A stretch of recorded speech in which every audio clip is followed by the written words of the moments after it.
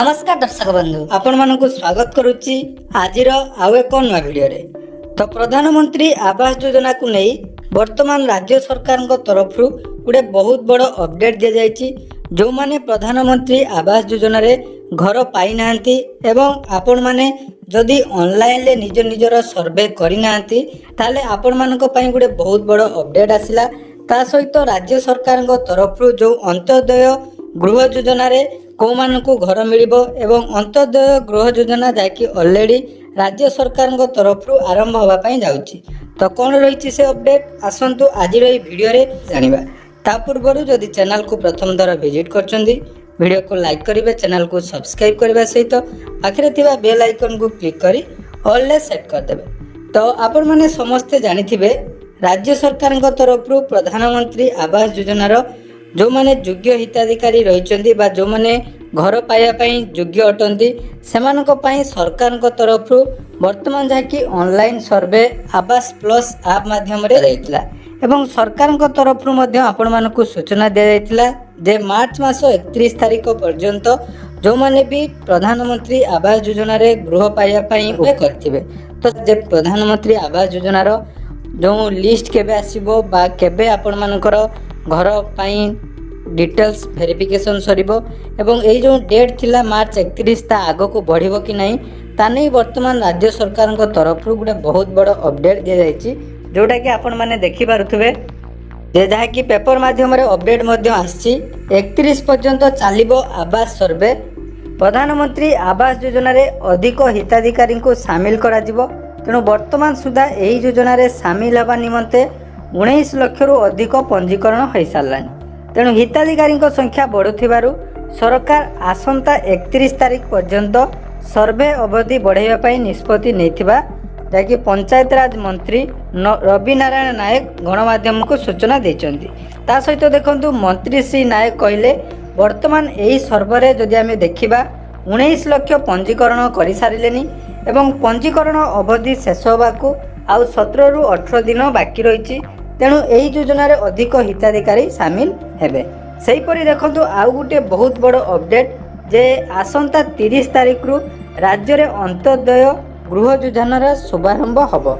अर्थात आपण मानकु मध्य मु कहितली जे राज्य सरकार तांकर निजस्व गोटे जाकि योजना आरंभ करचंती जो माने भी आवास योजना रे घर पाउनांती बा कोनोसी कारणवशत आपण मानकर घर जदी नाही बा पक्का घर आपण माने पाई नांती अंत्योदय गृह योजना रे वर्तमान जाकि 30 तारिख ठारू शुभारंभ होगा पई जाउची। तेणु एही कार्यक्रम देखंतु रहिची कलाहांडी जिल्ला रु आरंभ हबो। तो एथिरे 50,000 लोकन को सरकार जोड़िया पई लक्ष्य रखिचंती।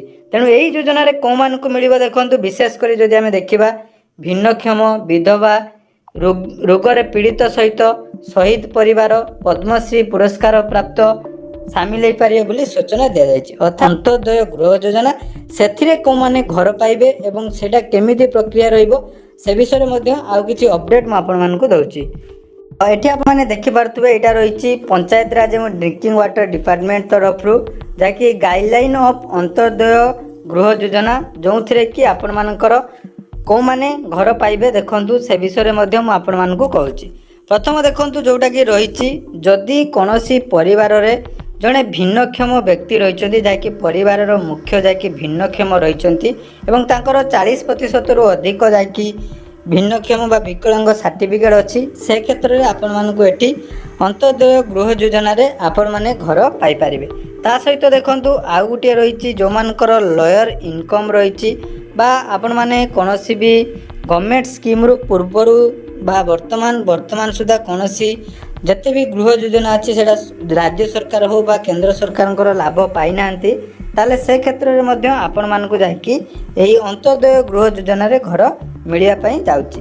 ता सहित देखंतु आहुरी मध्य एठी रहिची जदि आपण मानकर घर सरकार तरफ जेकोसी गुटे प्रोजेक्ट पाई जेमिति कि आपण माने देखि पारुथबे इरिगेशन बा जलसेचन प्रकल्प हो बा हाईवे निर्माण समय जदि आपण मानकर जो जागा जाइछि बा घर जदि जाइछि से क्षेत्र रे मध्य आपण मानकु रिलोकेटेड पाई एही योजना रे घर मिल पारिबो। ता सहित देखंतु रिवर एवं बा नदी एवं समुद्र रो जो द्वारा आपण मानकर जदि घर क्षतिग्रस्त होइछि बा आपण मानकर লোকেশন যদি সিফ୍টেড ହେଇଛି ତାହେଲେ ସେ କ୍ଷେତ୍ରରେ ମଧ୍ୟ ଆପଣମାନଙ୍କୁ ଏଠି ଘର ମିଳିପାରିବ।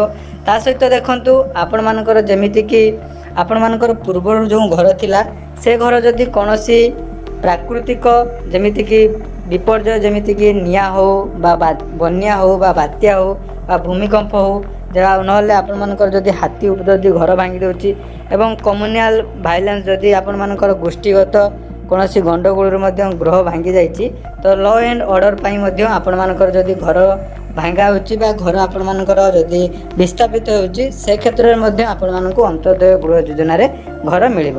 ତା ସହିତ ଦେଖନ୍ତୁ ଆପଣମାନଙ୍କର ଯଦି ରିଜର୍ଭ ଫରେଷ୍ଟ ଏରିଆରେ ଆପଣମାନଙ୍କ ଘର ଯାଉଛି ବା ଯେଉଁ ସେଞ୍ଚୁରୀ ରହିଛି ଯେଉଁଟାକୁ ଆମେ କହୁଛୁ ଅଭୟାରଣ୍ୟ ଏରିଆ ଭିତରେ ଆପଣମାନଙ୍କର ଘର ଯାଉଛି ତ ତାକୁ ଆପଣମାନଙ୍କୁ ସିଫ୍ଟେଡ଼ କରିବା ପାଇଁ ମଧ୍ୟ ଏହି ଯୋଜନାରେ ଆପଣମାନଙ୍କୁ ଘର ମିଳିବ।